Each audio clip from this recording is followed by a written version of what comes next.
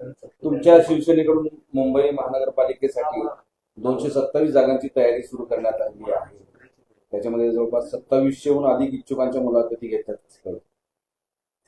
काल दिवसभर शिवसेनेतर्फे मुंबईतील प्रत्येक वार्डातील असलेले इच्छुकांच्या सर्व मुलाखती घेण्यात आल्या. सगळ्या विभागातून कोण कोण इच्छुक आहे याची चाचपणी करण्यात आली.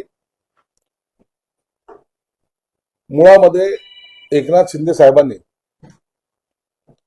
आपल्याला महायुतीमध्ये लढायचं हे स्पष्ट केलेलं आहे, परंतु कोणत्या जागा या जागा वाटपामध्ये आपल्याकडे येतील किंवा भाजपकडे राहतील याची स्पष्टता आतापर्यंत कुणालाही सांगण्यात आलेली नाही. म्हणून या सर्व जागावर मुलाखती घेण्यात आलेल्या आहेत. याचा अर्थ असा होत नाही की स्वतंत्र लढाईची तयारी केलेली आहे, युती होणार नाही असं काही आहे, तर तसं कोणतीही शंका घेण्याचं काहीही कारण नाही.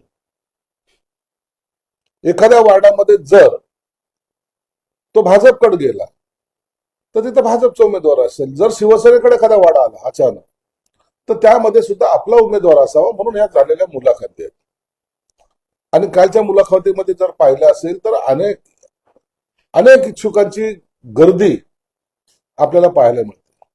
याचा अर्थ असा होतो की येणारी महानगरपालिकाची निवडणूक ही महायुतीची जिंकण्याची आशा दाखवते आणि म्हणून महानगरपालिकेवर महायुतीचा झेंडाच फडकेल ही आमची धारणा आहे.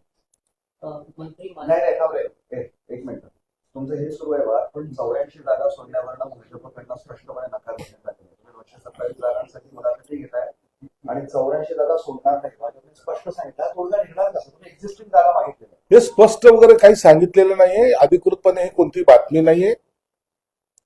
ज्या काही जागेचा तोडगा झालेला आहे, ज्या जागा आता लढवायच्या त्या वेगळ्या काढल्या गेलेल्या आहेत. राहिलेले 84 जागा ज्या आहेत त्याच्यावर आणखीन युतीची बोलणी होणार आहे. ही पहिली फेरी जी झालेली आहे, या फेरीमध्ये ह्या झालेल्या ज्याच्यामध्ये कोणतंही डिस्प्यूट नाही अशा जागा वेगळ्या काढलेल्या आहेत आणि उर्वरित जागेवर पुन्हा शिवसेना भाजपची बोलणी होणार आहे. म्हणून हा अंतिम चर्चेची फेरी संपली की काय असं जे चित्र आहे तसं चित्र कोणतंही नाही. पुन्हा देवेंद्र फडणवीस साहेब असेल, एकनाथ शिंदे साहेब असतील आणि यांचे सरांचे सहकारी असतील, हे बसून या युतीवर चर्चा करणार आहेत. नाही, असं नाही आहे. महानगरपालिकेच्या सर्वीकडेच महाराष्ट्रातच ह्या ज्या निवडणुका आहेत या कार्यकर्त्यांच्या आहेत आणि कार्यकर्त्याला न्याय देण्यासाठी प्रत्येक पक्षाचा नेता आपल्यातर्फे आग्रही असतो.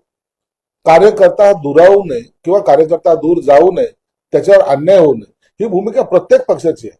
आणि म्हणून या निवडणुकीमध्ये काही ठिकाणी थोडे बहुत नाराजीचा तुम्हाला स्वरूप पाहायला मिळतो, परंतु आम्ही सर्वजण मिळून ती नाराजी सुद्धा दूर करायचा प्रयत्न करू.